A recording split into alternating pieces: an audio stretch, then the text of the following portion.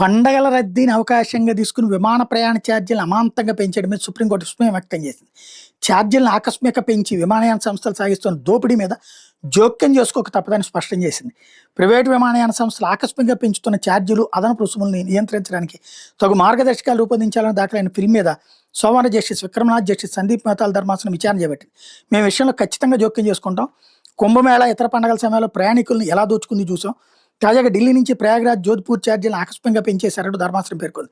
విమాన ప్రయాణ ఛార్జీలో పారదర్శకత, ప్రయాణికుల హక్కుల పరిరక్షణ తగిన చర్యలు తీసుకోవాలంటూ సామాజిక కార్యకర్త లక్ష్మీనారాయణ వేసిన పిటిషన్ మీద గత ఏడాది నవంబర్ 17వ తేదీన విచారణ చేపట్టిన ధర్మాసనం కేంద్రం, డీజీసీ తదితరులకు నోటీసులు ఇచ్చింది.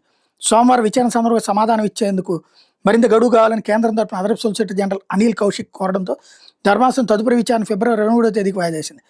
ఎకానమీ క్లాస్ ప్రయాణికులు గతంలో 25 కిలోల వరకు లగేజీని ఉచితంగా తీసుకెళ్లే అవకాశం ఉంటే ప్రైవేటు విమాన సంస్థలు దాన్ని 15 కిలోలకు ఏకపక్షంగా తగ్గించేశాయని పిటిషనర్ పేర్కొన్నారు. ప్రస్తుతం విమాన ఛార్జీలు, ఇతర అదనపు రుసుములను సమీక్షించేందుకు కానీ, గరిష్ట పరిమితి నిర్ణయించేందుకు కానీ అధికారంగా ఏ వ్యవస్థలు లేకపోవడంతో విమానయాన సంస్థలు వివిధ రూపాల్లో ప్రయాణికులు దోచుకుంటున్నాయని ఆరోపించారు. సుప్రీంకోర్టు అది స్పందించింది. మన హైకోర్టులు ఇక్కడ స్పందించాలి. మన ప్రైవేట్ సంస్థలు ఎట్టా దోచుకుంటున్నాయి, మన ట్రావెల్స్ వాళ్ళు ఎట్టా దోచుకుంటున్నారు. పండగ వచ్చిందంటే చాలు 5,000 6,000 చివరికి అంతో ఇంత పెనాల్టీ వేసామని సొల్లి కబుర్లు చెప్తా ప్రభుత్వాలు కాలక్షేపం చేస్తున్నాయి. కానీ జనాల దోపిడీ అయితే జరిగిపోతుంది కదా.